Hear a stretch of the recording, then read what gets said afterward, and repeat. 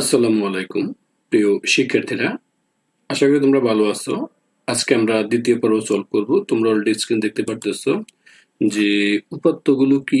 আগের অংশগুলো 1 থেকে 12 গুলো পেতে এই ডেসক্রিপশন বক্সে লিংক দেওয়া থাকবে, অথবা ভিডিও শেষে প্লেলিস্টে তোমরা পেয়ে যাবে। দেখো, তথ্য উপাত্ত কি, বিষয়টা খেয়াল করো। তথ্য ও উপাত্ত কি উদাহরণের মাধ্যমে উপস্থাপন করো। খুবই সহজ একটি বিষয়। আমরা প্রথমে তথ্য লিখব। তথ্য কি, আগে তথ্যটা লিখব। যে কোনো গবেষণা কাজে ব্যবহারের জন্য অনুসন্ধান ক্ষেত্র হতে সংগৃহীত পর্যবেক্ষণ মান, উপাদান বা বস্তুকে তথ্য বলা হয়। আশা করি বুঝতে পারছো। যে কোনো গবেষণা কাজে ব্যবহার করার জন্য এই অনুসন্ধানের ক্ষেত্রে, মেন অনুসন্ধানের ক্ষেত্রে এই সংগৃহীত পর্যবেক্ষণের মান, উপাদান ও বস্তুকে লক্ষ্য করো, এটা তথ্য বলা হয়। তো তথ্য নির্ভর বিশ্বে প্রতিনিয়ত আমরা বিভিন্ন তথ্যের সম্মুখীন হই এবং এর ব্যাপক ব্যবহার দেখতে পাই। এছাড়া আমরা দৈনিক পত্রিকা, রেডিও, টেলিভিশন ইত্যাদি গণমাধ্যম থেকে আবহাওয়া, খেলাধুলা, বাজার দাম, দর ইত্যাদি সম্পর্কে আমরা তথ্য পেয়ে থাকি। তো শিক্ষার্থীরা, আশা করি তোমরা তথ্যটা বুঝতে পেরেছো। এখান থেকে তোমরা দেখে হুবহু লিখে ফেলতে পারো, এটা তথ্য।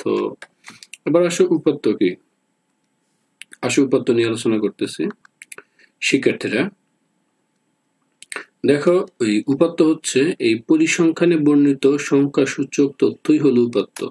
পরিসংখ্যানে সংখ্যাসূচক এই যে তথ্য আছে এগুলি সম্মত উপাত্ত।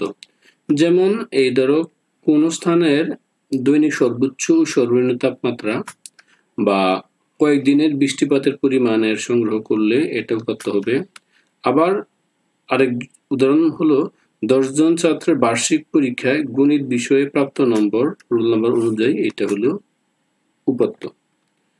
আশা করি তোমরা এই তথ্য উপাত্ত বুঝতে পারছো। এবার আমরা 13 নম্বর কোশ্চেনটি দেখে ফেলবো। এইভাবে আমরা 14 নম্বর কোশ্চেন চলে যাচ্ছে। এটা বলছে কালামের ওজন 50 কেজি, আবার ষষ্ঠ শ্রেণীর শিক্ষার্থীদের গড় ওজন 50 কেজি। এই দুই তথ্যের লক্ষ্য করো, তথ্যের কোনটি দ্বারা পরিসংখ্যান বোঝায় ব্যাখ্যা করো।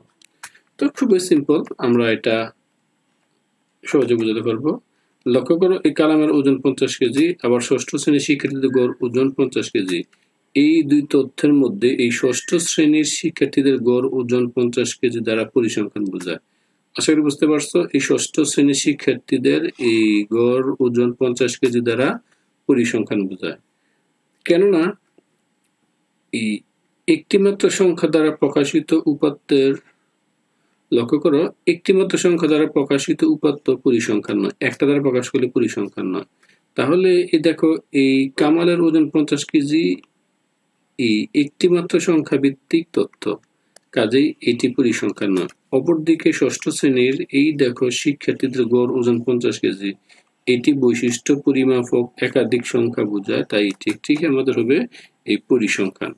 তো তাহলে একাধিক সংখ্যা বোঝায় বলে এটি হবে পরিসংখ্যান। আমরা এটা সলভ করে ফেলবো, এভাবে লিখে ফেলবে। আশা করি এই অংশটা তোমরা স্পষ্টভাবে বুঝতে পেরেছো। এবার আমরা সলভ করব। তারপরে কোশ্চেনটিতে এই দেখো 15 নম্বর, এখান থেকে মূলত আমাদের অঙ্ক শুরু।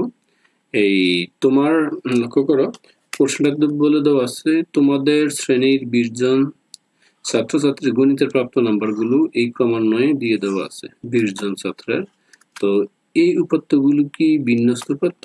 দেখো, এটা কিন্তু এলোমেলো দেওয়া আছে র্যান্ডমলি, তাইলে আমরা বলতে পারি এই দেখো প্রদত্ত উপাত্তগুলো এলোমেলো ভাবে সংগৃহীত, কাজে এই উপাত্তগুলো বিন্যস্ত উপাত্ত নয়। এটা কি বিন্যস্ত উপাত্ত? সুতরাং এটা বিন্যস্ত উপাত্ত নয়।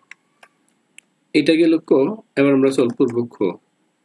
বলছে উপাত্তগুলো অবিন্যস্ত হলে বিন্যস্ত করো। তাহলে উপাত্তগুলো অবিন্যস্ত আমরা জানি, এখন আমরা বিন্যস্ত করব। উপাত্তগুলো বিন্যস্ত করা হলো। তো দেখো, বিন্যস্ত করার জন্য কিভাবে সাজাতে হবে।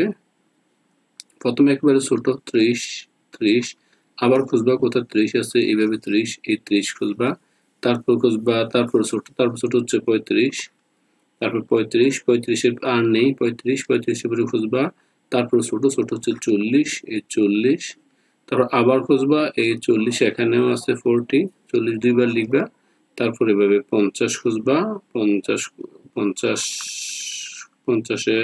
তারপর 50 পর আছে 60 60 খুঁজবা, 60 দেখবা কয় দুইবার আছে কিনা, এই দুইবার আছে, এই 60 দুইবার। তারপর আরো দেখো 60 আছে কিনা, এখানে দেখো এই 60 এই 60 আছে,